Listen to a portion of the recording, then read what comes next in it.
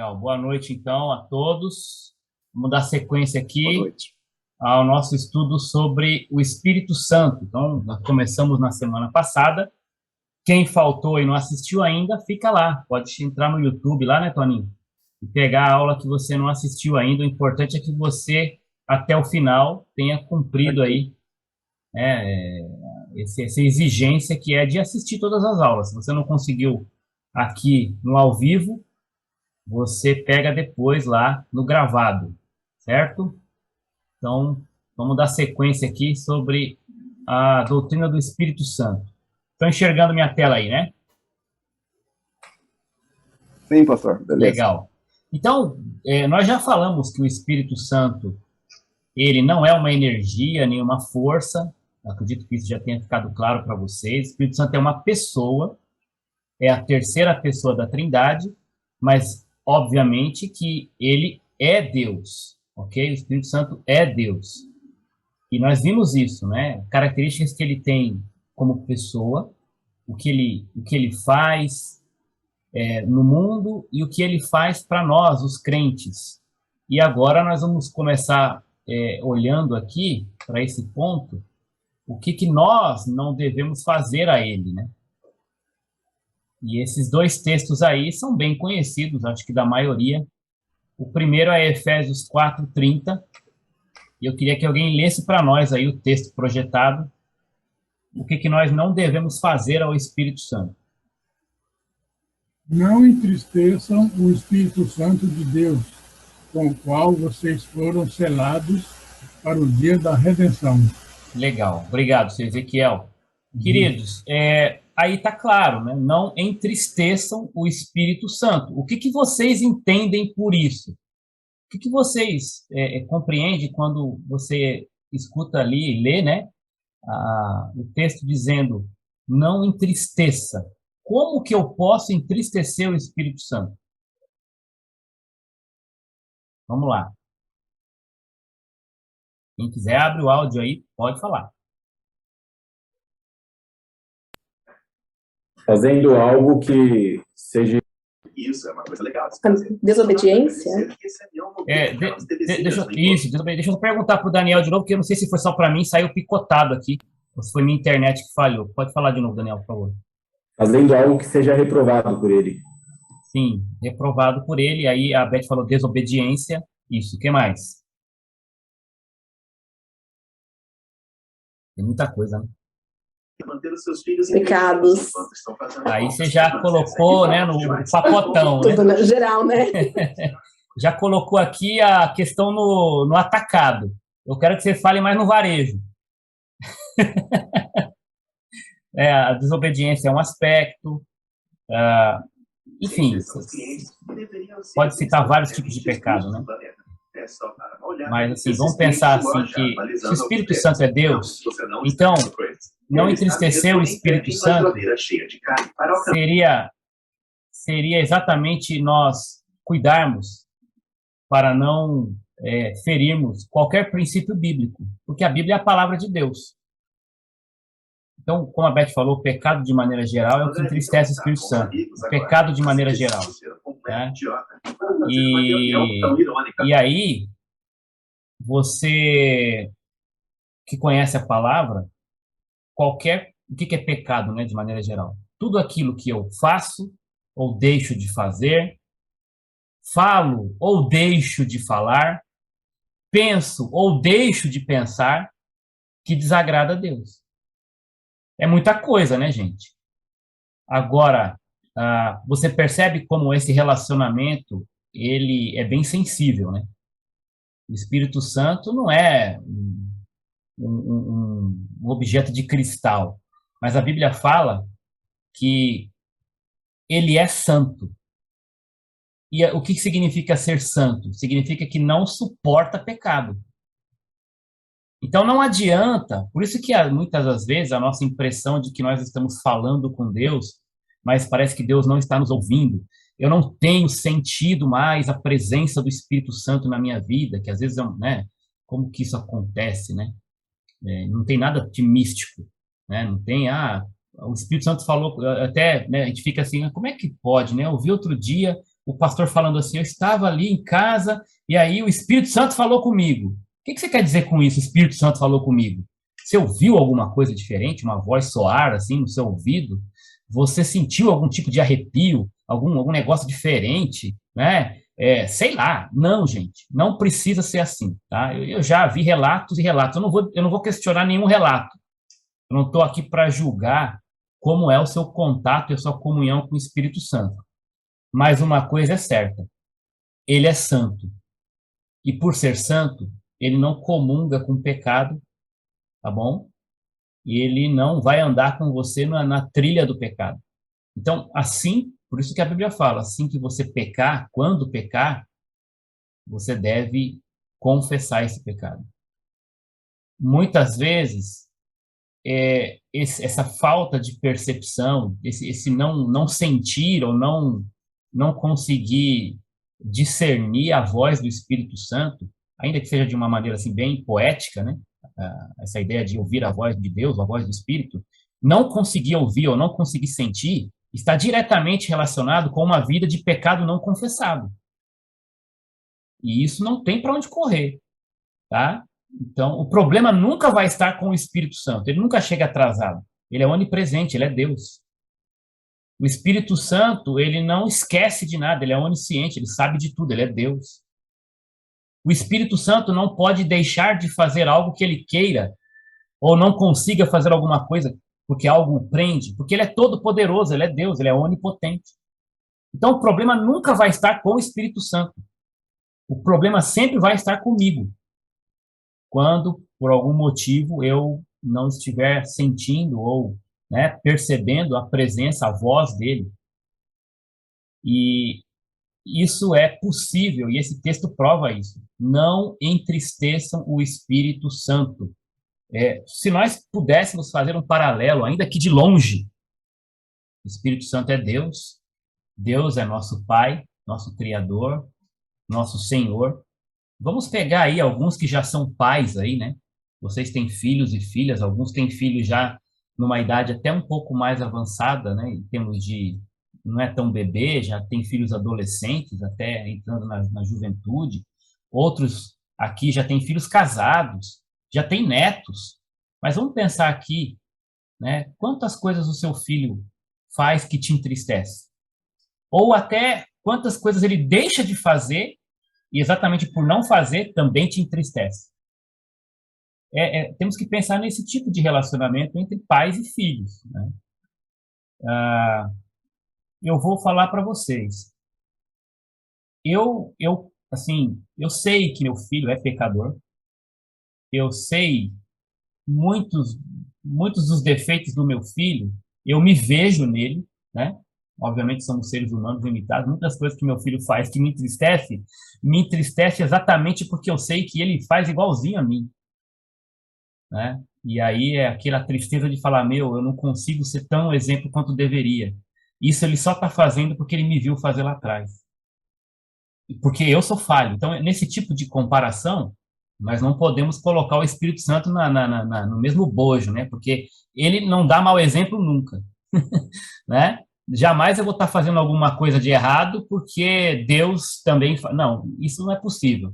Mas quando eu me entristeço porque eu quero muito bem do meu filho. Eu só não me entristeço porque ele faz algo contra mim.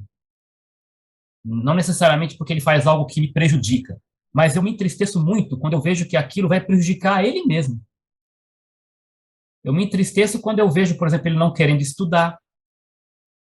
Eu me entristeço quando eu vejo ele mostrando algumas falhas de caráter. Por quê? Porque eu amo meu filho e eu quero que ele seja perfeito. Eu quero que ele não erre, né? E no que depender de mim, eu quero ajudá-lo nisso. E eu fico muito triste quando eu vejo meu filho errando, meu filho desviando do alvo.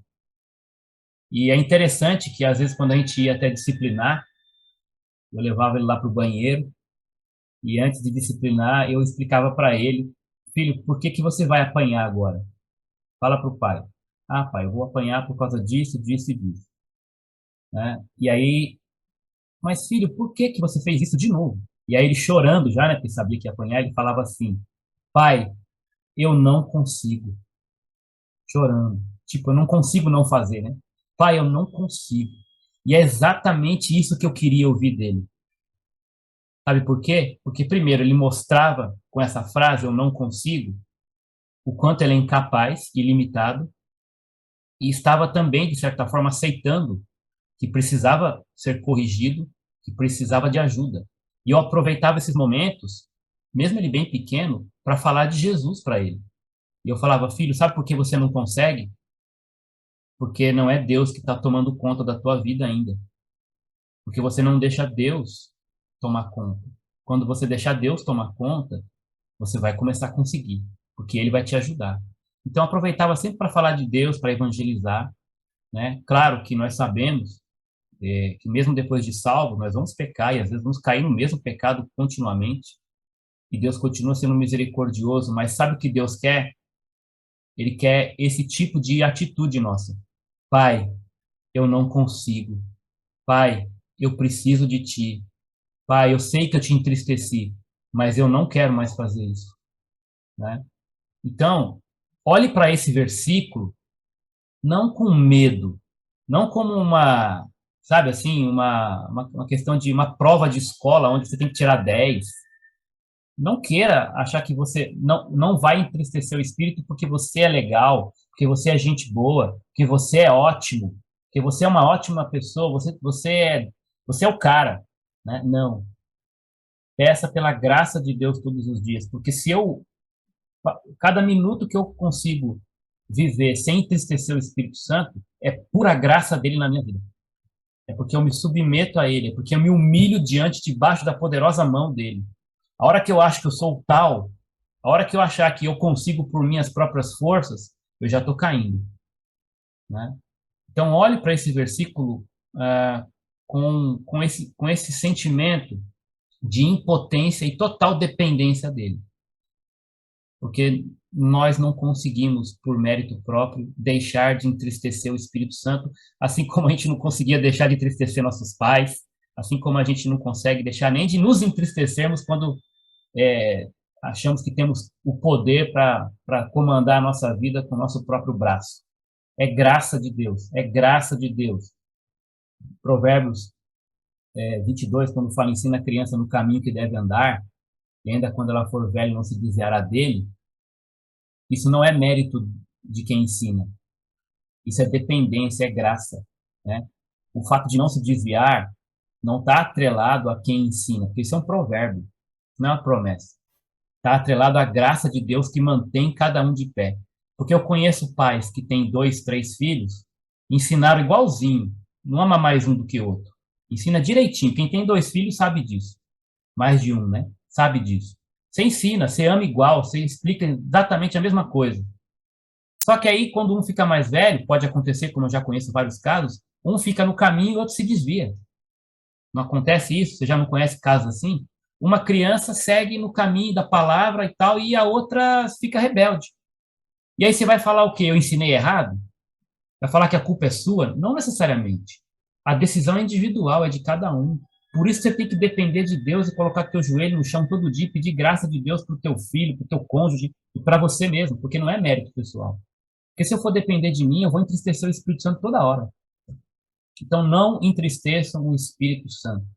E tem algo que pode piorar a situação aí, né? Olha esse texto bem curtinho, né? Não apaguem o Espírito. Se entristecer já é algo que é ruim para nós, que já aponta uma necessidade de arrependimento, porque provavelmente você pecou. Agora imagine se chega nesse ponto, apagar o espírito. Eu acho que eu expliquei isso na aula passada. Cabe de novo trazer aqui a ilustração da vela, para quem não lembra. Apagar o espírito, meus queridos, não é perda de salvação, tá bom? Não é você mandar o espírito embora. Porque quando você tem uma vela iluminando uma sala, um quarto, que seja, e você apaga essa vela, o quarto vai ficar escuro, ok? Mas a vela não desapareceu. Ela continua lá. Só que ela perdeu a função. Ela deixou de cumprir o propósito para o qual ela foi criada, que é iluminar.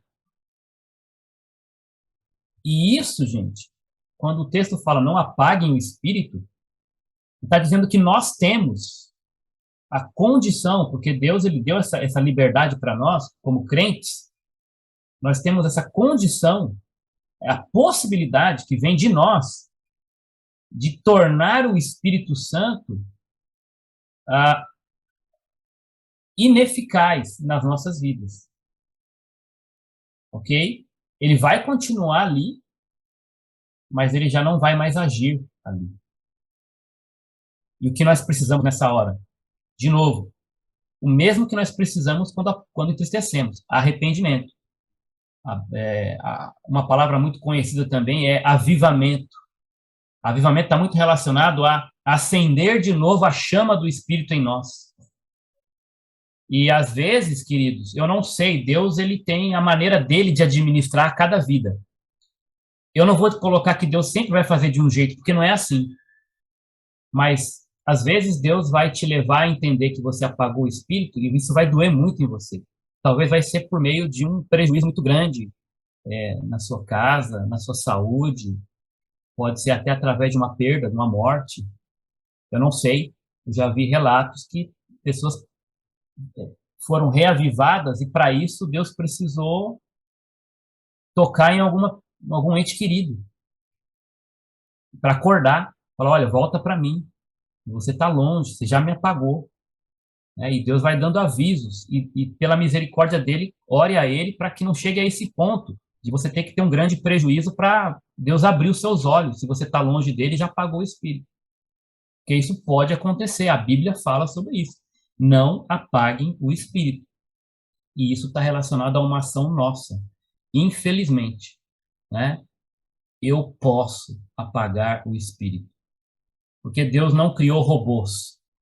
Certo? Deus não criou robôs. Ele te deu liberdade para ouvir a voz do Espírito, para obedecê-lo e para fazer transparecer, para fazer refletir o caráter dele através da sua vida. É para isso que você foi criado, refletir a glória de Deus.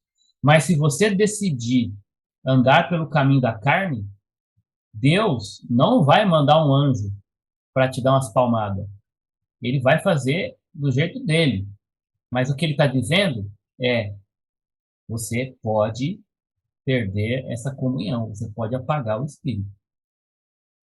Ok? E, de novo, isso não significa para mim perda de salvação. Tá bom? Porque a palavra apagar não pressupõe inexistência, pressupõe inoperância. É diferente. Ok? Muito bem. Vamos dar sequência aqui. Qualquer dúvida, qualquer pergunta, qualquer comentário, tá bom? Pode abrir o áudio. Eu não estou vendo todo mundo, tá? Ainda mais quando eu estou na tela aqui, eu só me vejo. Alguns resultados, então, porque se por um lado eu posso apagar, isso é muito triste, posso entristecer, isso é terrível, por outro, o ideal é o quê? Estar pleno dele. E a Bíblia vai usar esse paralelo, como aquela ideia de transbordar do Espírito. É como se você tivesse aqui essa ideia do copo cheio, o copo transbordando. E, então, existe alguns resultados, e eu entendo como resultado, e alguns entendem como processo eu não tenho problema, pode ser as duas coisas também, estar cheio do Espírito, E esses dois textos que nós vamos ler, eles falam a respeito disso. Pode ser o resultado, ou seja, eu estou cheio do Espírito, logo eu produzo isso, ou pode ser o processo. Quando eu produzir isso, eu vou estar cheio do Espírito. Eu não tenho problema se é uma coisa ou outra, ou as duas juntas, porque uma coisa leva a outra. É aquela ideia do tostinho, que o pessoal mais antigo vende mais porque é fresquinho, ou se é fresquinho porque vende mais, Quem é da nossa época, João, vai lembrar dessa aí. Pois é. Então, assim, se você está cheio do Espírito porque tem o fruto, ou tem o fruto porque está cheio, meu amigo, o resultado final é o mesmo, tá bom? Então, vamos lá, vamos ler esses textos aqui. Quem pode ler para nós aí Efésios 5, 18 a 21?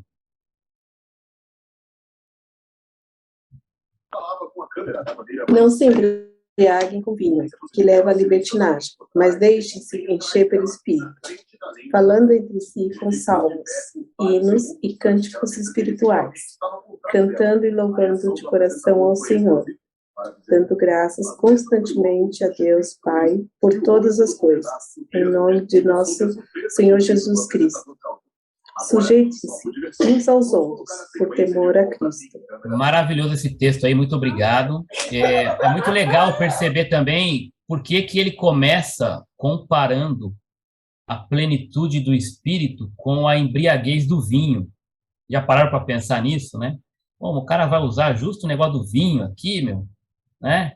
Eu até gosto de tomar um copinho de vinho, então será que esse texto já me proíbe e tal? Gente, aqui é uma ilustração, porque quando o apóstolo Paulo está usando a figura do vinho e relacionando isso à embriaguez, é óbvio que a embriaguez, ela pressupõe, né, uma certa dosagem, né, que se nós formos fazer um estudo do que era o vinho naquela época, era necessário tomar uma certa quantia, porque o vinho normal, o vinho que era servido para a comunidade em festas, por exemplo, aquele vinho que Jesus transformou no casamento, era diluído em 3 por 1, tá bom?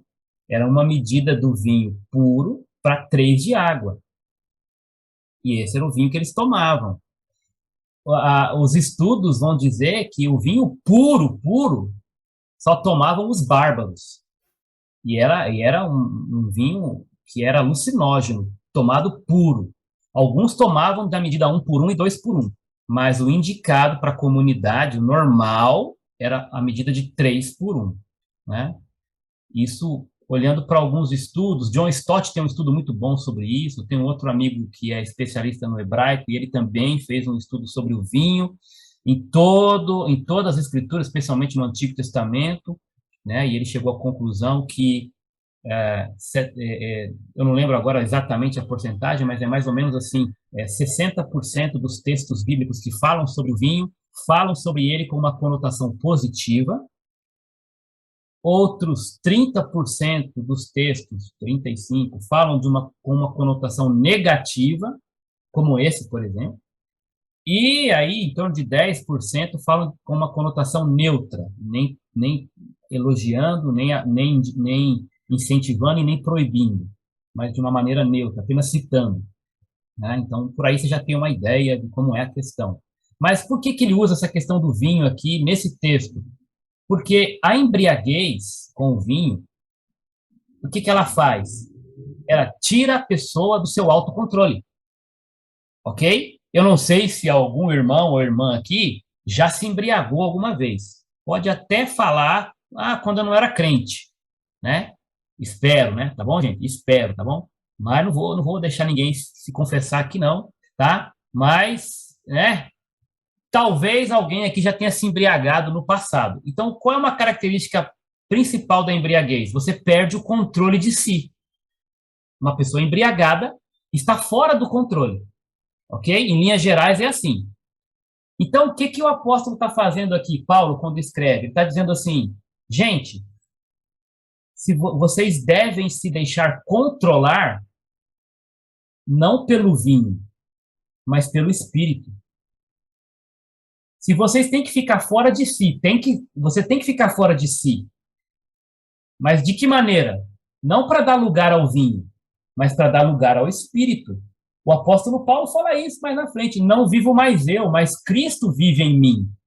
Ou seja, quem me domina é o Espírito Santo, é Jesus.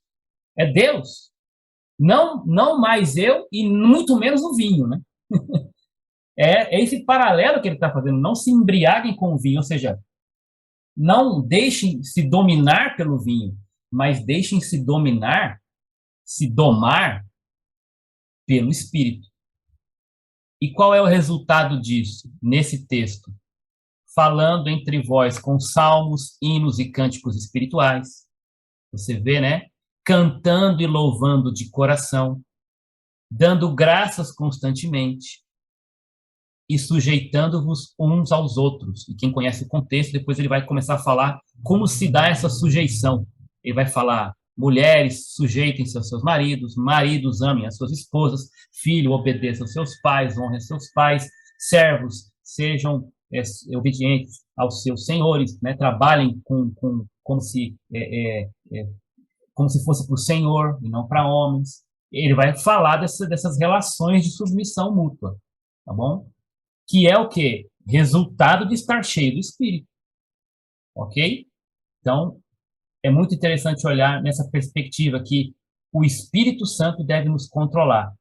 E no contexto de Filipenses, Paulo também vai falar de outro elemento que deve nos controlar, que é a palavra, né? Habite ricamente em vós a palavra de Deus. Ele vai usar praticamente um copiou-colou aqui de Efésios, né? Ele vai falar o quê? Habite ricamente em vós a palavra, falando entre vós também com salmos, né? Submetendo-se uns aos outros. Então, ele também vai falar das mesmas questões, resultado de estar cheio do Espírito e cheio da palavra, submetidos a ela. Então, uma coisa é exatamente consequência ou paralela à outra. O Espírito Santo e a palavra, porque a palavra é de Deus, a palavra é Deus, né? João fala isso. No princípio era o verbo era Deus, e o verbo estava com Deus. Então, a palavra é a palavra de Deus, o próprio Deus falando. Outro texto, e esse é clássico também, né? Sobre o fruto do Espírito. Quem pode ler para nós aí? Mas o fruto do Espírito é amor, alegria, paz, paciência, amabilidade, bondade, fidelidade, mansidão e domínio próprio. Contra essas coisas não há lei. Ok, obrigado, irmão. Vocês perceberam que todas essas características e virtudes, elas formam um fruto, ok? Não está escrito os frutos do Espírito, é o fruto no singular. Então, quando você está cheio do Espírito, essas virtudes estarão presentes na sua vida, tá? Não dá para negociar, falar assim, eu tenho o fruto do Espírito, mas eu não tenho bondade, né? Eu tenho alegria, eu tenho paz, mas eu não tenho mansidão e domínio próprio. Eu sou pavio curto. Bom, então, ou você tem o fruto ou você não tem, porque o Espírito Santo, ele te capacita para todas essas virtudes. Eu compreendo que em algumas áreas nós lutamos mais do que em outras. Eu entendo que tem gente que tem mais facilidade com domínio próprio, enquanto que outros têm uma facilidade maior em ter alegria e paz. Outros já são um pouco mais, mostram um pouco mais essa virtude da bondade, né, da amabilidade. Outros têm mais dificuldade, mas o fruto do Espírito é um só. Se você busca estar cheio do Espírito, obediente, tudo isso vai ser evidente na tua vida. E como é agradável ter uma pessoa com essas virtudes do nosso lado, né? Você deve desejar uma pessoa assim do teu lado, porque todos os cristãos deveriam ser assim, cheios do Espírito, e mostrar o fruto dele na sua vida. E é legal quando a Bíblia chama isso de fruto. Sabe por que eu acho isso legal? Porque ao contrário do mundo que produz para si, é um mundo egoísta, um querendo pisar em cima do outro, um querendo comer o outro aí fora, no cristianismo é o contrário, um servindo o outro é mais importante do que eu.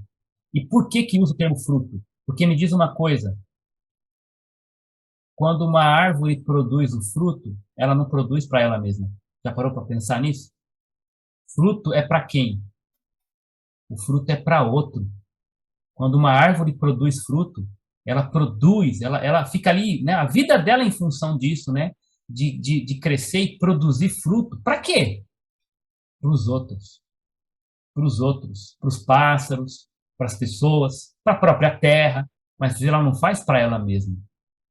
E é até interessante essa analogia com a árvore, porque muitas árvores, para alimentar outros, elas são até machucadas, porque as pessoas tacam pedra, bate lá a madeira para derrubar. Você já não fez isso para colher um fruto? Já não tacou pedra para derrubar? Já não meteu a paulada na árvore, né? Já tacou a tesoura, a foice para cortar, para que você colha aquele fruto? Muitas vezes a árvore é machucada para servir os outros. E isso é muito interessante, irmãos. Se você é cristão, você vai entender isso e não vai achar isso nenhum grande problema, não. Você vai se orgulhar de sofrer por causa de Jesus, você vai se orgulhar de ser até perseguido por amor ao próximo. Você, muitas vezes, pessoas vão te machucar e você, ainda assim, vai estar alimentando elas com a verdade. E elas vão devolver isso te machucando. Mas você não está ali por causa delas exatamente, ou primariamente. Você está ali por causa daquele que te plantou, daquele que te fez fazer parte desse corpo, né? Ele fala, eu sou a videira, vocês são os ramos. Então, você está ali para a glória dele, né? Do agricultor que é Cristo.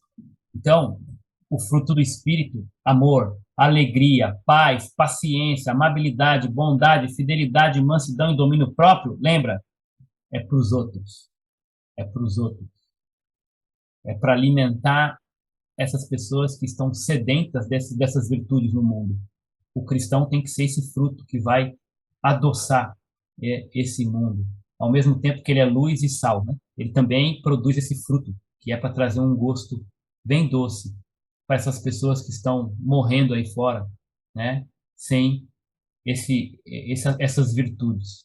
Pensa nisso, tá bom? Você tem o Espírito Santo para isso, para produzir esse fruto.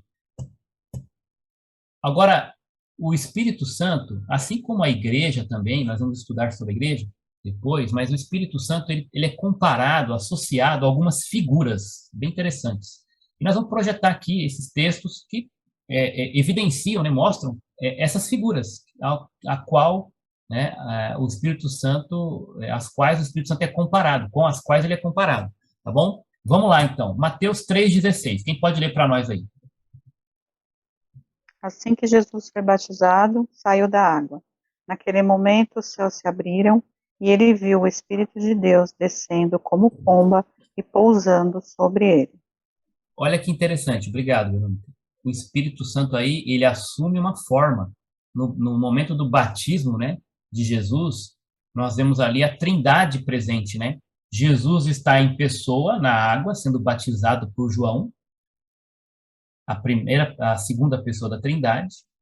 Aí, naquele momento, a Bíblia diz que os céus se abrem e desce, né, uma pomba e pousa sobre ele. É a figura aí do Espírito Santo, e até nós lemos nesse texto, os céus se abriram, ele viu o Espírito descendo como pomba, né, como pomba, e depois o texto vai dizer que uma voz é ouvida, e essa voz é a voz do Pai, dizendo, este é meu Filho amado, em quem eu tenho prazer, ouçam-me. Então você vê a Trindade ali, autenticando o ministério, né, tanto o ministério profético, o ministério sacerdotal, o ministério messiânico, né, de Jesus, que ele vai começar a partir dali, tá? E o batismo tem esse significado também simbólico da unção profética e sacerdotal, né, de Jesus como rei, né, como rei e sacerdote. E a descida do Espírito Santo como se fosse a ideia da unção e Deus como a ideia daquele que está, né, aprovando e autenticando também, né, nessa unção, o ministério de Jesus que aconteceria dali para frente, né, depois do seu batismo, que ele sai para pregar, né, e, enfim, vocês conhecem o ministério de Jesus, pregar, fazer milagres, curas e tudo mais. Então, ali o Espírito Santo é associado com a figura da pomba, desce como pomba. Outro texto, quem pode ler para nós aí? João 3:8. Quem pode ler? O vento sopra onde quer. Você o escuta, mas não pode dizer de onde vem, nem para onde vai. Assim acontece com todos os nascidos do Espírito. Outro texto interessante, João está falando do agir do Espírito, né? A liberdade que o Espírito Santo tem para agir como quer e onde quer, né? E ele não tem que ficar dando satisfação para ninguém. Então, aqueles que são nascidos do Espírito, eles recebem, né, do Espírito Santo esta unção, este batismo, né, por vontade dele, ninguém o retém, né? O Espírito Santo, ele vai agir e convencer quem ele quiser, porque é ele que nos convence do pecado, da justiça e do juízo. E assim como o vento, que ninguém controla, ele é livre, o Espírito Santo também, como Deus, ele é soberano. Ele é poderoso, ele vai fazer a obra e o plano dele não poderá ser frustrado. Sopra aonde quer, vai para onde quer. Né? E ninguém pode dizer para onde ele vai ou ficar dando ordens para ele. Ele é autônomo, ele é Deus, né? Ele é soberano. Ok? Então, é comparado aí a esse... Oi, querido. Aí, nesse caso aí, ninguém controla o Espírito Santo, né? Só Deus mesmo, né? Porque ele já é Deus também, né? Sim, sim. Em função, é bom você perguntar sobre isso, que, de novo, né, a Trindade, ela é uma em essência, é o único Deus, mas ele é trino, ela é três em função. E dentro dessas características funcionais do Espírito Santo, ele está submetido a essa obra, né, que Deus instituiu de habitar no cristão e fazer tudo aquilo que nós vimos na aula passada, né? Convencer, guiar, ensinar, né? Mas a ideia aqui é que isso é tudo uma obra de Deus. É plano de Deus. O homem não tem domínio sobre isso. Eu não posso, você vê que mesmo os apóstolos na época de Paulo, Pedro, os apóstolos não controlavam o Espírito Santo. Eu não posso falar agora você vai ter o Espírito Santo. Agora eu vou tirar o Espírito Santo de você e vou mandar para lá. Eu não posso fazer isso. Com o Espírito Santo, não. É por isso que, por exemplo, a gente olha para uma pessoa, para uma pessoa ser salva, mas você faz a sua parte, que é fazendo oração. Mas isso. A ação do Espírito Santo, o convencimento é dado pelo Espírito Santo. Ótimo. Então. É isso que eu creio, isso para mim é uma verdade imutável. Você não convence ninguém do pecado, você é instrumento na mão de Deus, você é um arauto, você é um semeador. Você lança a semente. O solo em que ela vai cair, nós não temos como determinar isso. Se aquela semente vai encontrar um bom solo e vai dar fruto, isso pertence a Deus, não a nós. Né? Mais um texto aí, João 7. Quem pode ler para nós? Quem crer em mim, como diz a Escritura, do seu interior fluirão rios de água viva.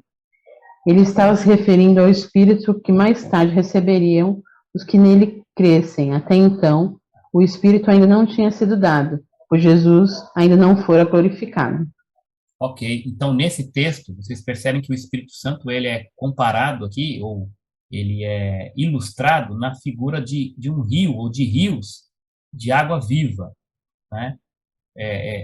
Essa água corrente, né, que flui, né? E isso é interessante porque é uma água que produz vida, que não pega bicho nem bactéria, porque ela não está parada, ela está fluindo, é uma água viva a jorrar. E Jesus, nesse contexto aí, né, ele está dizendo que aqueles que crescem do seu interior, ou seja, né, do seu espírito, fluiriam esses rios de água viva, porque é a ação do Espírito Santo na vida de todo convertido. O convertido que tem o Espírito Santo, o Espírito Santo age constantemente, como um rio de água corrente viva, que está sempre sendo renovado ali, né? Sempre água pura. Não tem estagnação. O cara não fica parado. Por isso que na vida cristã, se você está obediente, se você está deixando o Espírito Santo agir na tua vida, não tem como você ficar parado, estagnado. Você vai crescer, sempre crescer, cada dia mais parecer com Jesus. Na vida cristã, ou você está caindo, ou você está crescendo. Parado você não fica. Por quê? Porque você não tem força para segurar. Ou tua carne te leva para baixo, ou o Espírito te leva para cima, para frente, né? Vamos colocar assim, né? Ou tua carne te leva para trás, para a queda, ou o Espírito te leva para frente, para parecer mais com Jesus, para a glória, nesse sentido.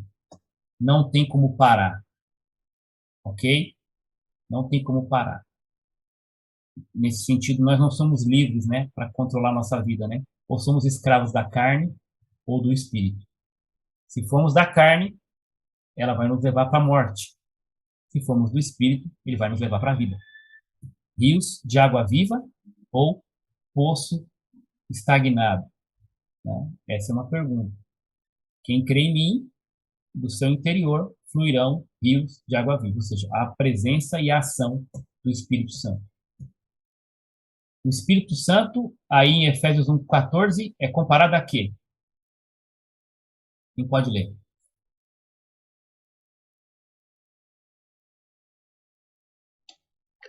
Que é a garantia da nossa herança até a redenção daqueles que pertencem a Deus, para o louvor de sua glória. Eu peguei esse texto, é claro que dentro do contexto nós vamos entender que está falando do Espírito Santo, que ele é a garantia, ou como dizem outras traduções, o penhor, né? Ok? Já penhoraram alguma coisa, não? Nunca penhoraram nada, né? O que é um penhor? Fazer a penhora de alguma coisa. O que significa isso? Quem que sabe explicar aí? Você vai penhorar um objeto. Você vai fazer. Por que você faz isso? Pode falar. O penhor é um bem que você tem, mas se você precisa de um dinheiro vivo, assim, você vai lá na pessoa que faz esse tipo de comércio, você troca um bem que você tem por um dinheiro vivo para você acertar alguma dúvida. E dá um prazo para você ir lá para reaver esse bem.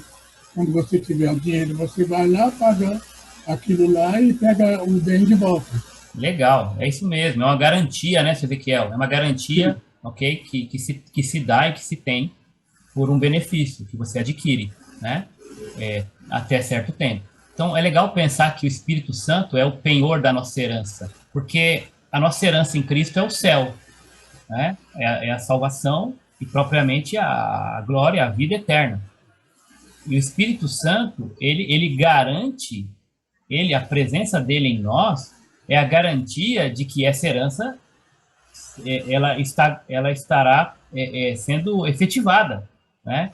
E quando nós chegarmos no céu, corpos glorificados, não precisaremos mais do Espírito Santo habitando em nós, porque nós já estaremos sem pecado, sem a presença e nem o poder do pecado, e muito menos o preço do pecado que já foi pago lá atrás, né? Condenação dele já não há mais para aqueles que estão em Cristo, Romanos 8:1.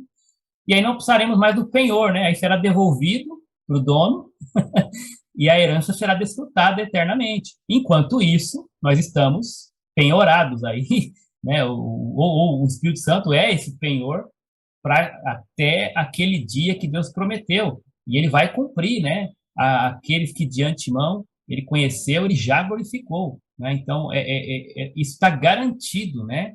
Então, ele prometeu que ele, aquilo que ele começou, a boa obra que ele começou em nós, ele vai completar até o dia do Senhor. Não é verdade? Então, isso é maravilhoso. Você tem o Espírito Santo, você pode ficar tranquilo que ele é o penhor, ele é a garantia, tá bom? É daqueles que pertencem a Deus. Oi? Mais uma vez, né, com relação àqueles que acreditam, né, na perda da salvação, né? Então, você vê que, sendo o Espírito Santo o penhor da nossa herança, quando nós acreditamos que nós podemos perder a salvação, nós temos tirando, então, o poder de um Deus também, né?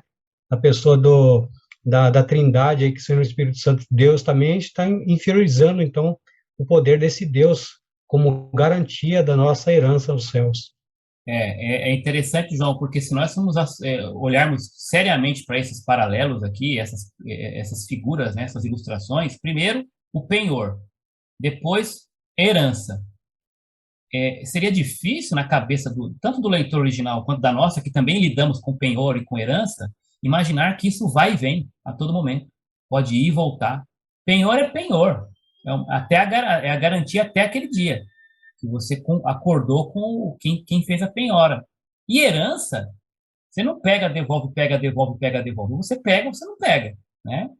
Então, não são à toa que esses termos são colocados ali, né? Eles têm um significado, eles têm uma relevância, e a gente tem que entender isso. Claro, esse não é o único texto que nós usaríamos para defender a ideia de que da segurança da salvação, né? Que nós não perdemos, mas é um bom texto para perguntar para quem crê, como é que fica então o penhor? Né? A gente perde, o Espírito Santo então deixa de... Né? Então não é até o dia da herança, é até o dia em que eu decidi que eu perder? A herança já não está garantida? Né? Tenho ou não tenho herança? Ah, tenho hoje, mas amanhã eu não tenho mais? Ah, depois de amanhã eu posso ter de novo? Peraí, ou eu tenho ou não tenho herança. Né? Muito bem. Mais um texto. Outra figura aí. Ele é o que aí? Ele é comparado a que aí nesse texto de Efésios 4:30?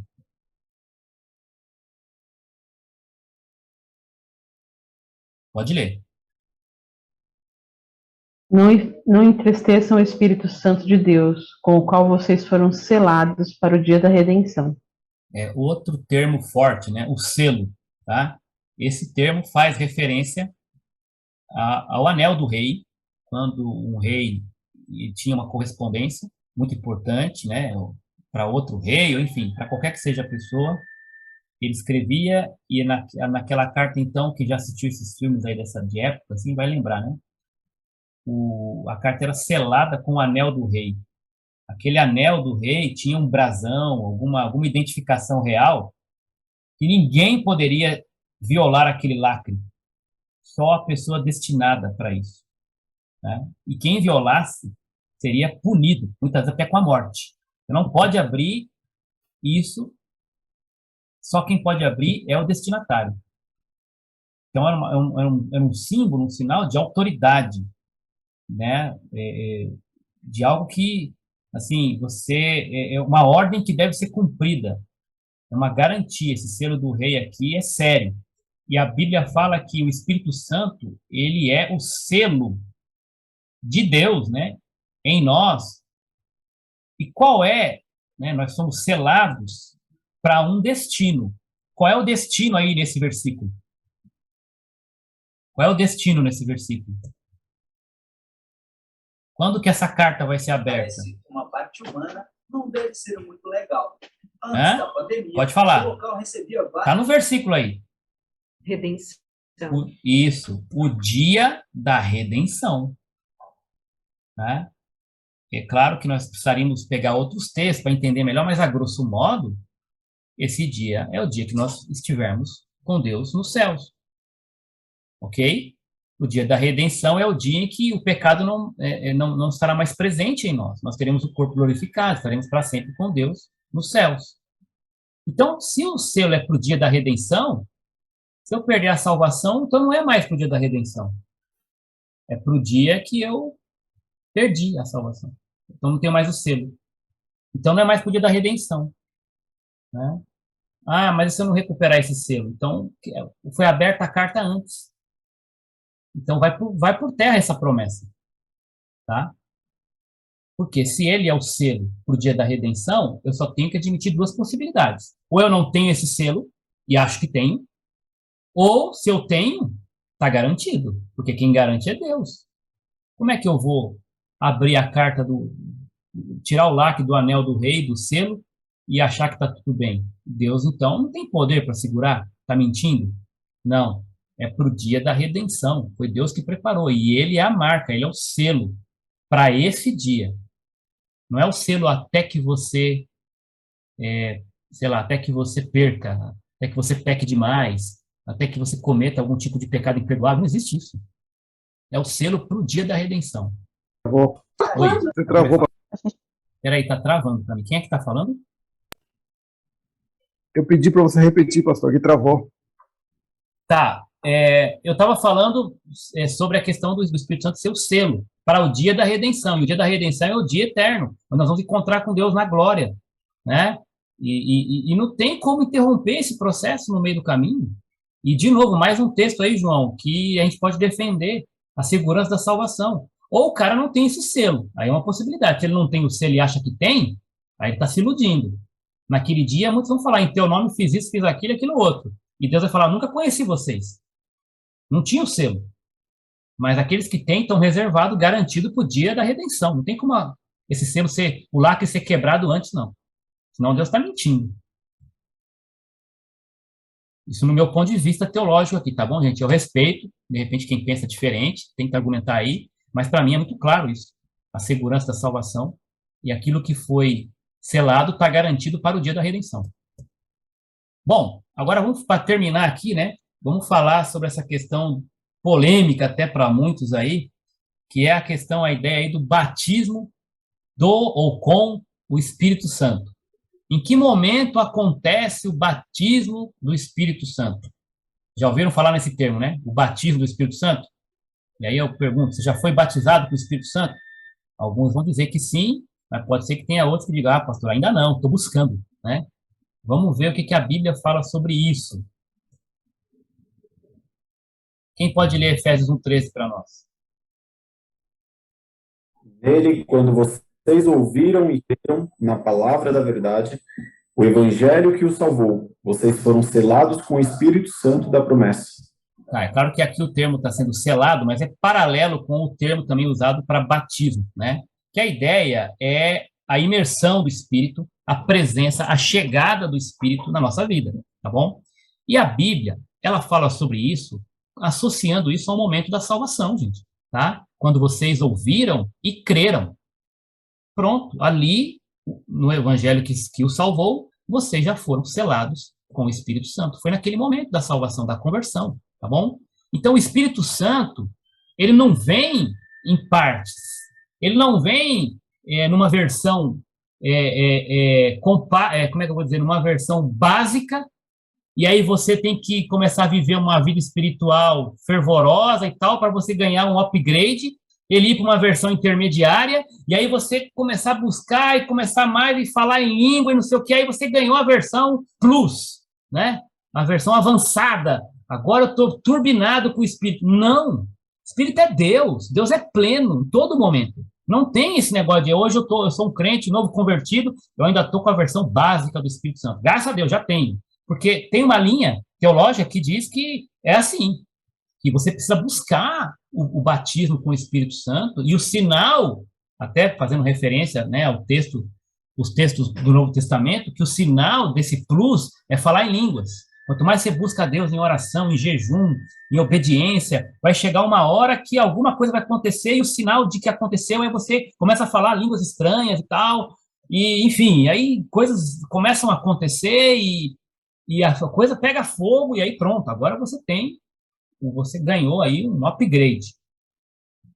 De novo, eu respeito, né, eu brinco aqui com isso, mas assim, para mim, pelo que eu entendo aqui na palavra, o Espírito Santo é Deus. E Deus é pleno. No momento em que você recebe o Espírito Santo na tua vida, você tem Deus. Você não tem meio Deus. Você não tem 30% de Deus. E Deus está lá esperando você. Não tem carência, né? Cortou aí para vocês ou vocês estão ouvindo bem? Às vezes dá umas travadas aqui. Estão entendendo, né? Beleza. Sim. Então, gente, claro que nós temos que nos encher do Espírito. Claro que depende de nós essa comunhão. O pecado faz separação entre nós e o nosso Deus. Claro que existem esses momentos onde eu estou realmente em comunhão plena com Deus, buscando em oração, estou jejuando, estou orando mais, estou estudando. Mas isso deveria ser a tônica da nossa vida, não um momento, não um evento para que algo aconteça, né? E não é o nosso propósito entrar nos detalhes dessas questões de falar em línguas. Eu não encaixoto Deus, tá bom, gente? Eu não vou dizer assim que, então quer dizer que você não acredita que uma pessoa possa falar em línguas.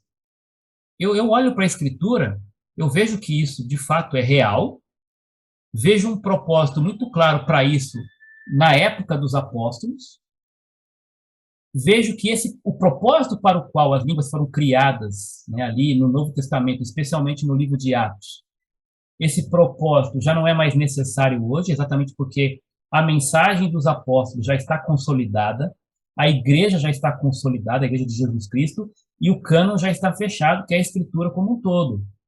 Mas eu não vou dizer que não existe mais uma possibilidade de Deus usar, né, esse tipo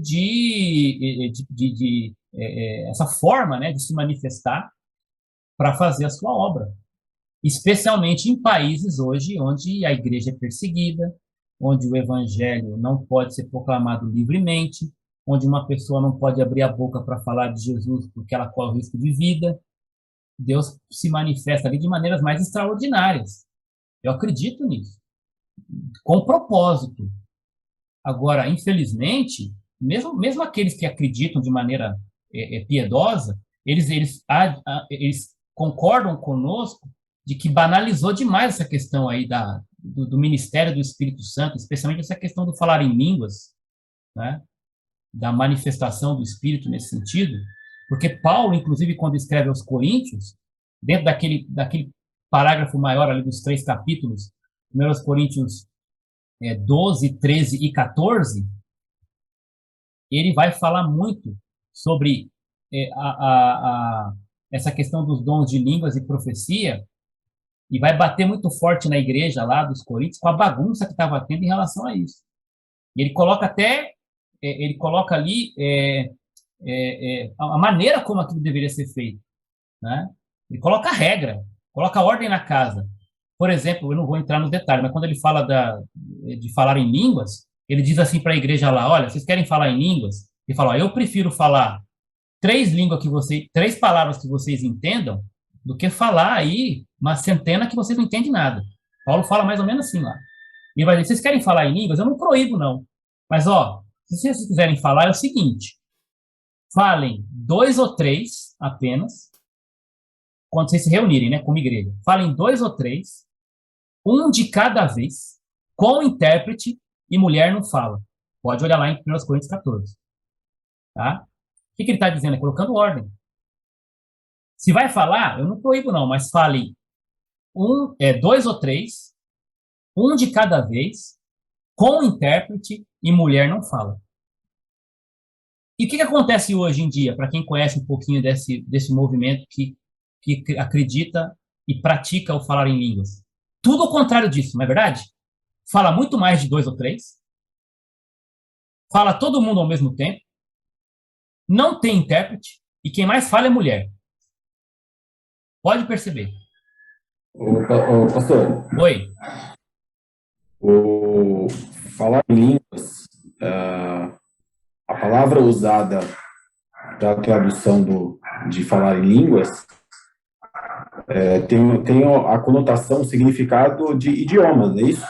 Isso em Atos, Daniel. Isso lá no texto de Atos, quando o Espírito Santo desceu sobre eles, e eles falaram, cada um na sua língua. A palavra ali é glossa, no grego, que vem do nosso termo glossário, né? Você consulta o glossário, que é, exatamente, se refere... O que aconteceu lá em Atos, pela primeira vez, quando surgiu isso pela primeira vez no cenário?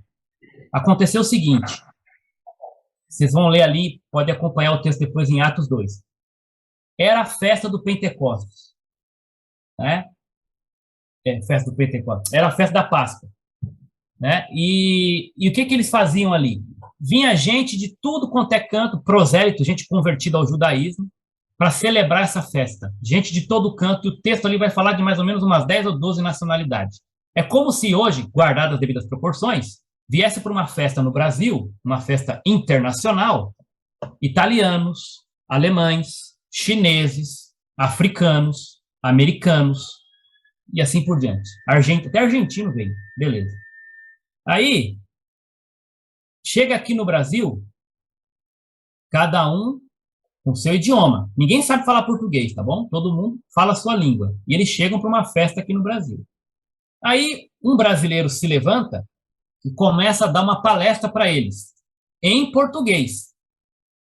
E aí, o que Deus faz? A obra que Deus faz ali, o milagre que acontece é o seguinte: o brasileiro está falando em português e o alemão está entendendo em alemão. O americano está entendendo em inglês. O japonês está entendendo em japonês. E o africano está entendendo lá no seu dialeto. A mesma coisa que o camarada brasileiro está falando em português é entendida em cada um dos seus idiomas por cada participante de países diferentes. O que aconteceu ali no dia do Pentecostes foi isso. O Daniel se refere aí. Pedro começou a pregar na língua hebreia, né, no hebraico. E aí os caras falam: como é que pode esse camarada aí que, né, um pescador aí, um iletrado, ele está falando as maravilhas de Deus e nós estamos ouvindo na nossa língua? E aí começa a falar pardos, medos e persas e edomitas e não sei o quê, cada um ouvindo no seu próprio idioma as maravilhas de Deus, ou seja, pregando o evangelho. Então, esse foi o milagre que aconteceu ali. Não eram línguas estranhas. Pedro falando na língua dele e o cara entendendo na sua língua. Esse foi o milagre ali das línguas em Atos, tá bom? Mas depois você vai percebendo, de acordo com o Novo Testamento, o falar em línguas ali, você percebe que, ainda que fosse uma língua que não era comum aos ouvintes, havia interpretação. Havia um dom específico de interpretação de línguas. E isso era feito com ordem, ou deveria ser, né? Com uma ordem, com uma decência. Como Paulo coloca, 2 ou 3 somente, um de cada vez, com intérprete, e mulher não pode falar. E Paulo falava que isso era um sinal para os incrédulos. Esse era o propósito das línguas. Depois vocês podem ler com mais calma o contexto, 1 Coríntios 12, aí entra aquele parágrafo, né, de 1 Coríntios 13, que vai falar do amor, né? Ainda que eu fale a língua dos homens, a língua dos anjos, se não houver amor, nada valerá. E ele vai falar aquele lindo capítulo de Coríntios 13. O amor é paciente. Vai falar o amor é a supremacia do amor em relação aos dons de língua e de profecia. Depois ele volta a falar no 14 de novo das línguas, tá bom? Mas só para entender a grosso modo que para mim o batismo com o Espírito Santo acontece ou aconteceu no momento em que você entregou sua vida para Jesus e aí o Espírito Santo veio, imergiu, entrou em você, batizou você, né? Veio tabernacular, veio morar, habitar em você. E ali você teve, então, o batismo com o Espírito Santo. Nada mais que isso e nem nada menos que isso. Isso já é muito importante. Você já tem a plenitude do Espírito. Agora o que você tem que fazer é não entristecer o Espírito, não apagar o Espírito, ao contrário, encher-se do Espírito a cada dia como? Com salmos, hinos e cânticos espirituais, dando graças por tudo, falando entre vós com adoração, cantando e louvando a Deus e sujeitando-vos uns aos outros, e também por meio da palavra, como diz Paulo, habite ricamente a palavra de Deus em vós. É assim que você mantém a chama acesa. Não é buscando um evento especial, uma língua extraordinária. Isso aí, desculpa, às vezes até é preguiça e querer tirar o corpo fora, porque o que eu preciso é ser um crente fiel, obediente à palavra, não ficar buscando sensações e momentos e eventos. Não estou descartando isso, mas tem gente que vive de momentos e de eventos. O cara se emociona lá no culto do domingo, do sábado à noite, da quinta-feira que seja, chora, esperneia, grita, fala um monte de coisa maravilhosa, coisa que ninguém entende, e quando sai dali, chega em casa, vai brigar com o vizinho porque está com o rádio ligado no volume alto. Vai dar escândalo, chamar a polícia. E o cara vai lá, saindo desse culto maravilhoso, cheio da bênção de Deus, da presença, falou 400 mil línguas diferentes, e quando toma uma fechada no trânsito, fala um palavrão pro cara. O que aconteceu lá momentos atrás? O que foi? Né? Não estou dizendo que isso é com todo mundo, tá? Mas eu estou dizendo que isso é comum. A gente sabe que não é isso que garante uma vida plena. O que garante uma vida plena no Espírito Santo não são momentos em êxtase. Tá? O que garante uma vida plena é a obediência à palavra. É o dia a dia, ali, o arroz com feijão, Bíblia e oração. Né? É isso. Não é buscar sensações, não. Deus já deixou tudo que a gente precisa para agradá-lo. Né? E para viver uma vida com testemunho. Não precisa buscar nada mais. Tá bom? Para terminar, então, voltamos para aquelas perguntas, né, as afirmativas lá do começo. Primeira delas, o Espírito Santo é verdade. Ele é o próprio Deus que nos guia em toda a verdade e nos ajuda a lembrar de todos os ensinamentos bíblicos. É falso afirmar que ele é uma energia que nos motiva a fazer o bem. Isso não é verdade. Ele não é uma força nem uma energia. É verdade afirmar que o Espírito Santo é quem convence a humanidade do pecado e da necessidade de salvação. E é falso afirmar que ele nada mais é do que o sopro da vida que há nos seres humanos. Não, não. Ele não é o sopro da vida. O Espírito Santo é Deus, o próprio Deus em nós. Tá claro isso? Perguntas, dúvidas? Eu vou tirar o compartilhamento aqui, a gente está terminando. Alguém tem alguma questão?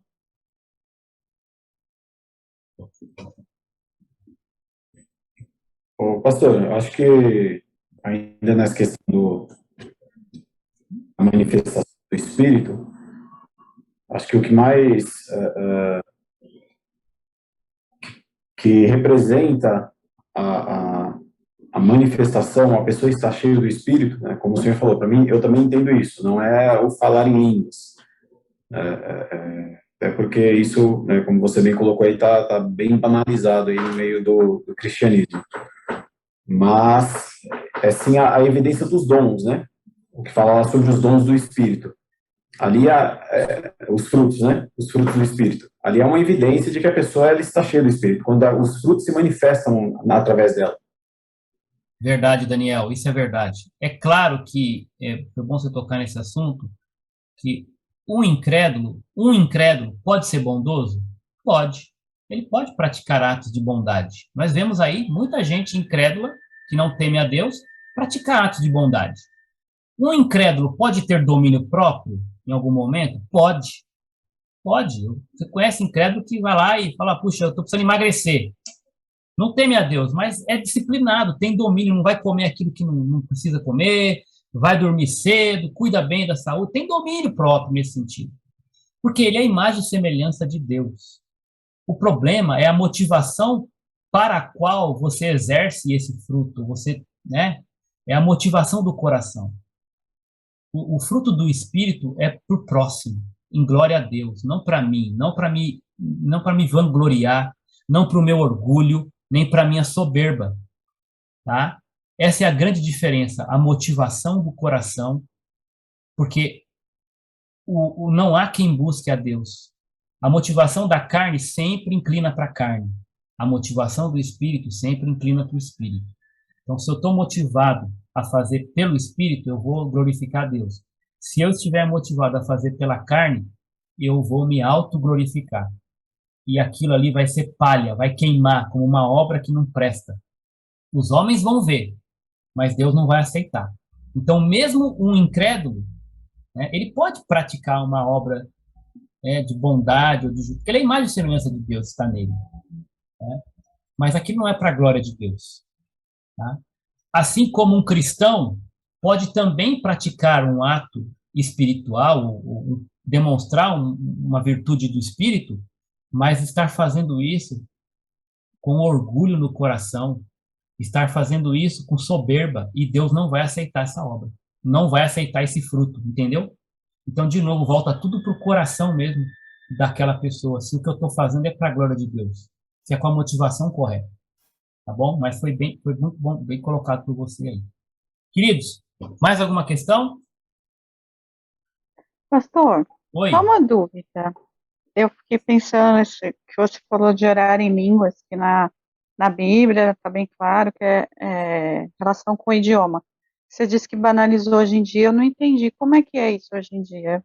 Eu não sei. Olha, aquelas pessoas que convivem nesse ambiente ou fazem relatos, porque já não estão mais lá, elas falam da confusão que é a falta de regra, né, a bagunça, o barulho, você não entende nada, e não há edificação. A edificação, talvez, na melhor das hipóteses, ela fica com a pessoa, que se sentiu tocada, que se sentiu mais aliviada no espírito, ou teve realmente aquela emoção a ponto de entender que Deus está querendo falar com ela e movendo o coração dela. Então, às vezes, ela começa a falar e nem ela sabe o que está acontecendo. Alguns perdem o controle. Alguns vão dizer que é de Deus, eu nem sei o que aconteceu. Eu não vou julgar isso para dizer que é de Deus ou que não é. Mas qual é o meu crivo? A palavra. E o próprio apóstolo Paulo coloca ali, ele coloca parâmetros para isso. E quando eu vejo, no geral, tá, Verônica? O parâmetro sendo desrespeitado, eu não posso dizer que aquilo é de Deus. Eu não posso estar confortável em dizer, bom, vocês estão totalmente diferentes do que o apóstolo Paulo pediu para fazer ali. Mesmo assim, vocês estão fazendo direitinho, do jeito que agrada a Deus. Então, peraí, então por que Paulo colocou um parâmetro ali? Era só para os coríntios? Né? Não, existe um padrão. Eu não vou aqui sair para você, o que você falou em língua, você é de Deus, o que você falou, você não é. Não. Eu vou deixar isso com a pessoa e com Deus. Mas nós entendemos, em linhas gerais, que o propósito para o qual isso foi criado e relatado na Escritura, esse propósito já não existe mais hoje. Por quê? Porque ele já foi cumprido. Consolidar a mensagem dos apóstolos. E também a questão das Escrituras sendo completada, o cânon sendo fechado. Tá?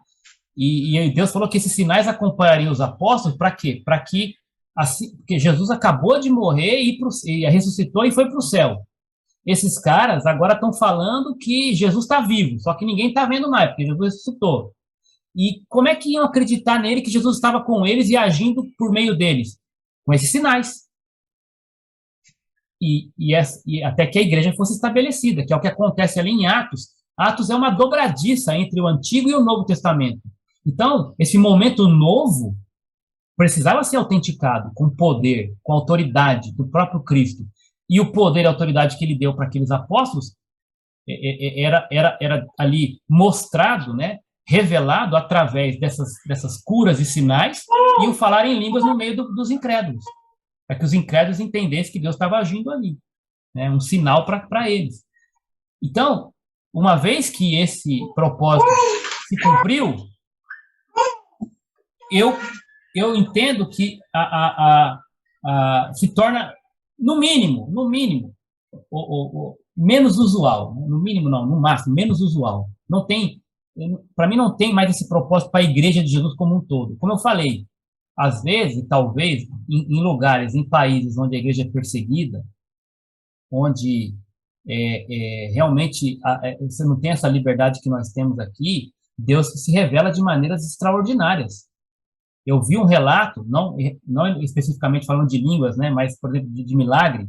Eu vi um relato de um missionário que ele levava Bíblias para, eu não lembro qual é o país, aí, um desses países islâmicos, e ele levava no porta-mala dele caixas com Bíblia. E ele pagou o preço, assim, ele estava correndo o risco de entrar na fronteira e ser preso, e ser deportado na melhor das hipóteses.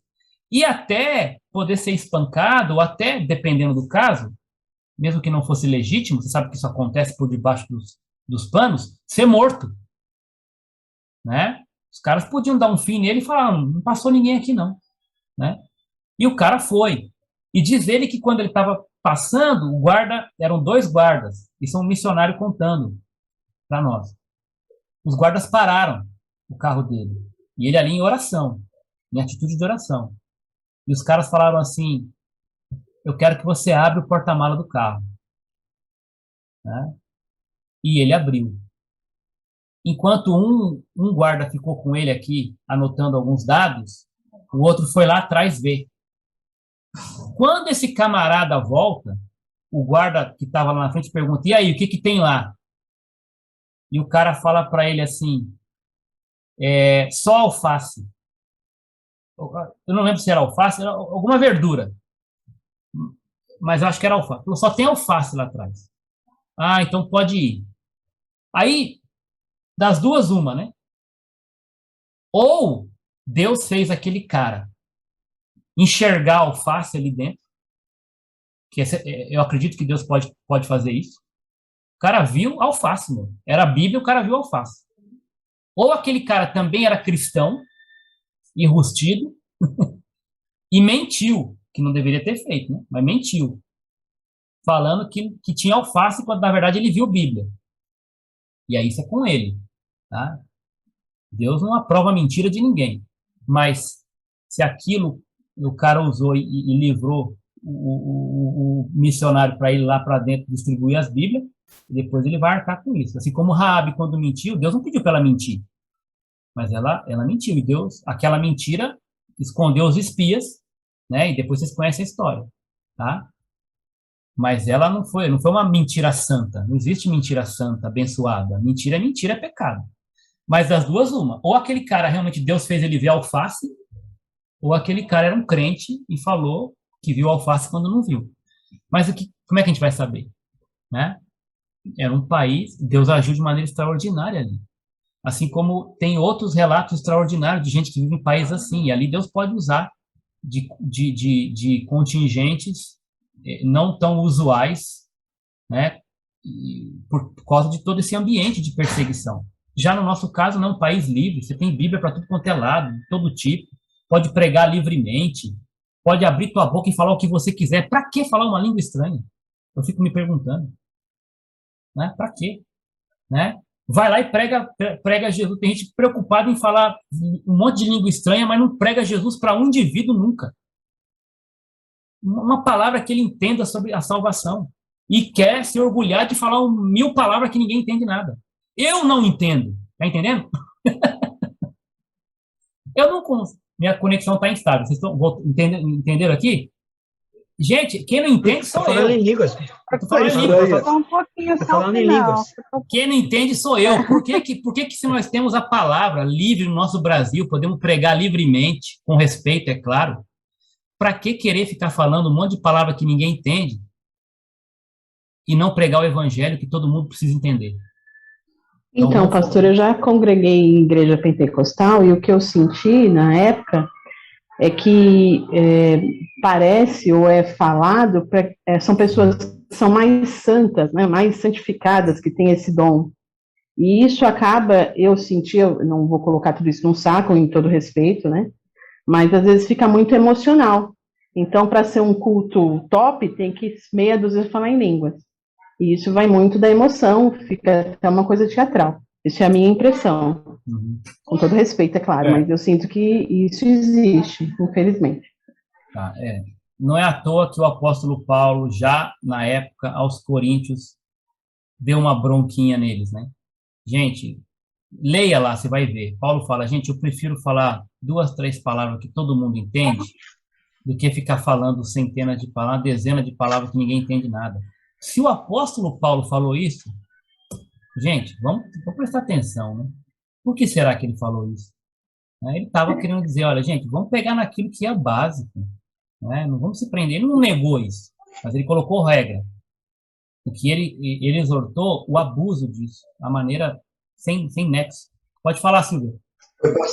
Sim, pastor. Eu estou querendo, assim, entender sobre esse, no caso de dons e línguas, de falar em línguas, e também eu sei que tem o direcionamento da palavra em língua em oração, que onde Deus entende. Nesse fator, o que o senhor coloca? Então, mas é difícil analisar diretamente assim, somente assim, porque lá na Bíblia está dizendo que era um sinal para os incrédulos, então eles tinham que entender também de alguma forma. Não entender o que estava sendo dito, mas aquilo tinha que ter um impacto para eles. Por isso que eu acho que esse negócio de eu falo em línguas na minha casa só entre eu e Deus, já perdeu o propósito, porque era um sinal para os incrédulos. Então, mudou? Onde está escrito que mudou o propósito? Se era um sinal para os incrédulos, eu não posso ficar falando sozinho em casa, eu e Deus. Entendi. Até o senhor falou sobre Coríntios, né? Eu dei uma lida, aí tem aqui uma parte, eu não sei o contexto, né? Justamente eu só tenho mais a informação. Aí tem até aqui, pois quem 14, 2.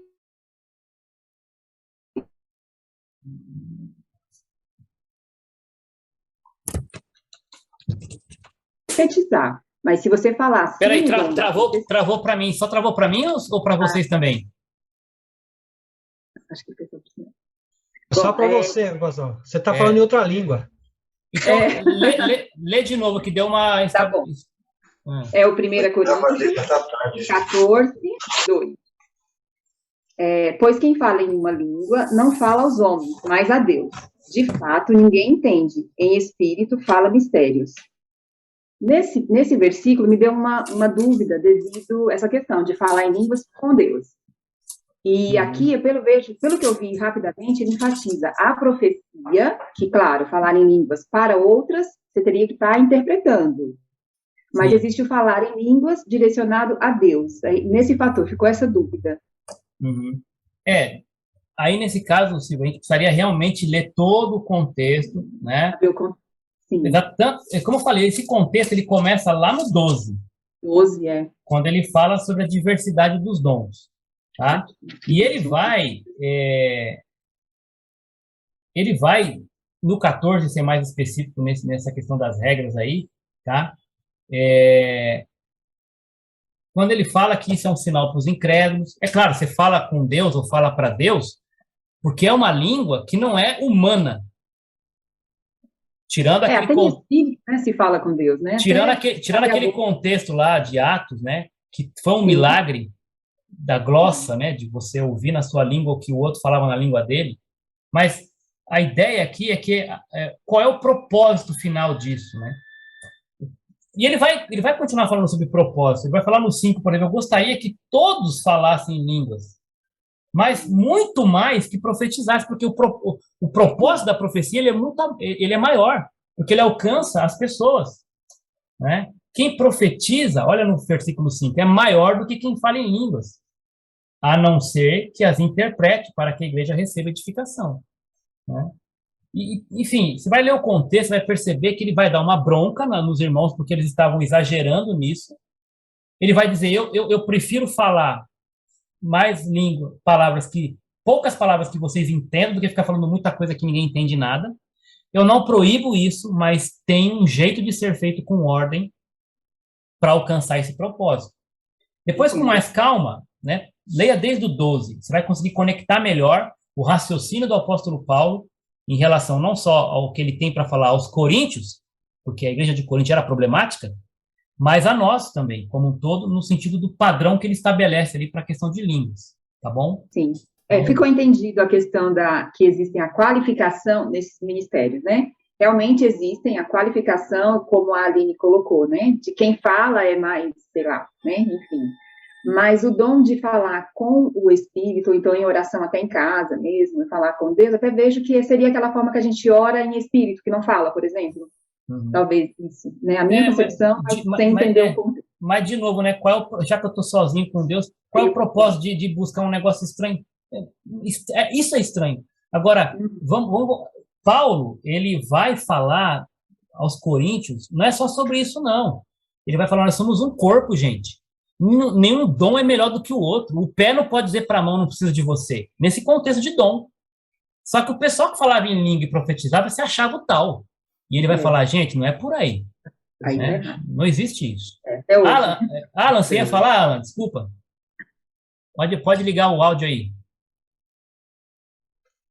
Não, bem rápido, pastor. Eu vim do contexto pentecostal, né? E é ensinado dessa forma, de você ter o selo do Espírito Santo quando você fala em línguas.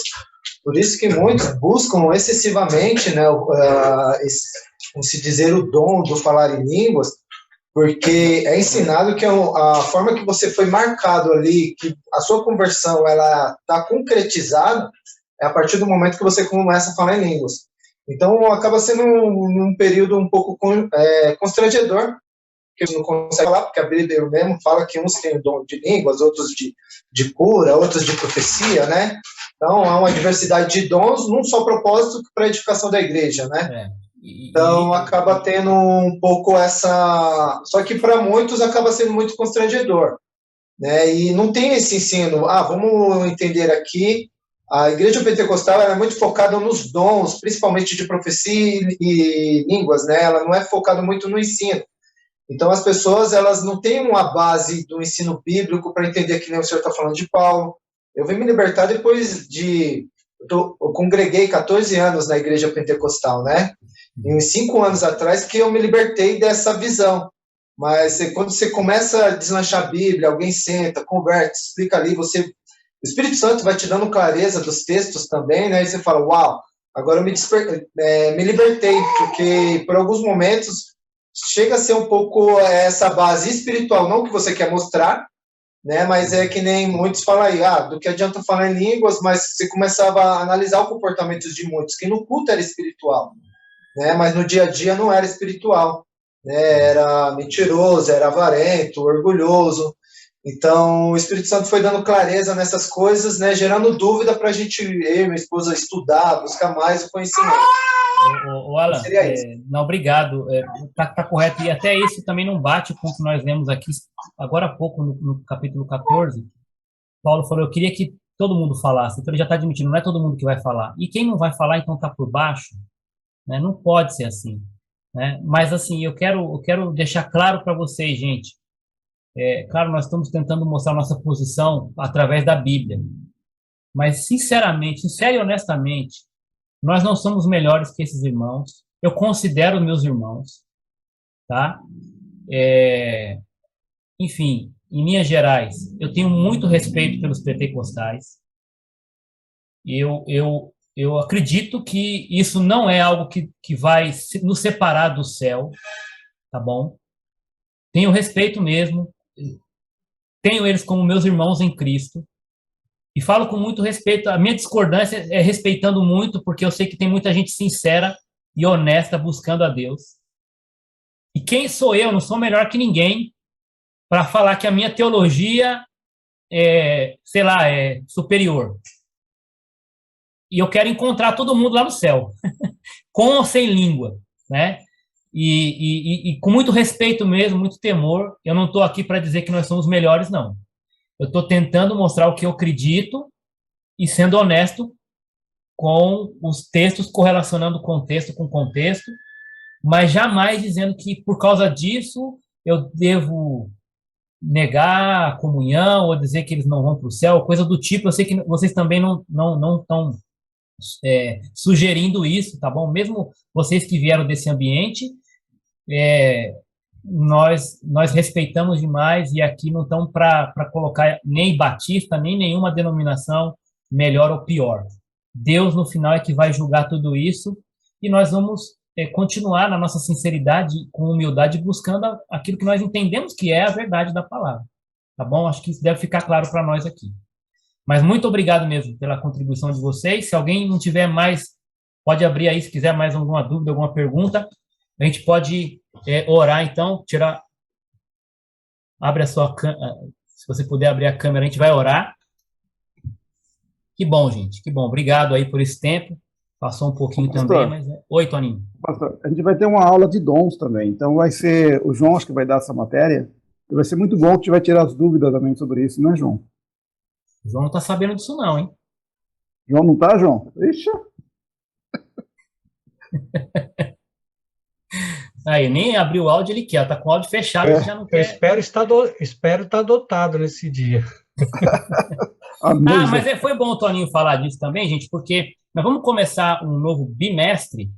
Nossa classe ela é semestral, mas tem outras classes que são bimestrais. E a próxima que vai entrar agora no último bimestre é uma sala sobre células excelentes. A gente vai dividir entre os pastores as aulas lá. É uma aula específica para grupo de líderes, mas é óbvio, né? No caso de vocês, não, vocês vão até o fim aqui, tá? Mas outros irmãos que não são líderes de pequeno grupo de treinamento vão poder participar. Mas o que eu quero dizer com isso? Vocês estão vendo que hoje, mesmo sendo eu o professor, o João está aqui, o Toninho está aqui. Na maioria das vezes é assim, né? Mesmo sendo, não sendo eu procuro estar na aula, compartilhar, é bom estar com vocês. Mas em alguns domingos dos últimos meses aí, outubro e novembro, eu vou dar aula lá. Então, vocês não vão ficar sem ninguém aqui, tá? Ou vai ser o Toninho, ou o João, ou eu. Mas vai ser comum nos próximos meses, outubro e novembro, quando eu estiver, Toninho e João estão lá. Quando o João estiver, eu e Toninho estamos lá. Enfim, tá entendendo? Só para vocês já saberem que não é porque nós estamos dando chapéu, não. É que vai ter que estar na outra sala lá. Tá legal? Beleza? João, ora para nós, por favor, para terminar. Vamos orar. Querido Deus, Pai que está nos céus, bendizemos o nome santo do Senhor e te agradecemos, ó Deus, porque pela presença do Senhor em nosso meio, nos ensinando. Obrigado, Pai, porque nós dependemos tanto do Senhor. Precisamos tanto do Senhor todos os dias, todos os instantes, para nos esclarecer, para nos motivar, para nos dar bom ânimo. É o Espírito Santo do Senhor que em nós habita, essa certeza que nós temos que em nós habita o Espírito Santo é que nos motiva, é que nos faz, meu Deus, a separar tempos como esse, meu Deus, tão precioso para estarmos meditando nos preceitos do Senhor, para estar buscando as suas verdades, para ter suporte, meu Deus, para viver neste mundo, meu Deus, tão cruel. Senhor, meu Deus, nós te agradecemos pela dádiva que o Senhor tem dado ao teu servo, pastor Paulo, pelo conhecimento que o Senhor tem dado para ele, e com certeza, o Pai, a disposição dele de estar buscando ao Senhor, para estar transmitindo, meu Deus, esse recado tão importante para cada um de nós. Dá-nos, meu Deus, uma boa semana, e que possamos, ó Pai, estar meditando em cada preceito, meu Deus, estudado no dia de hoje. Te peço isso agradecido em nome de Jesus. Amém.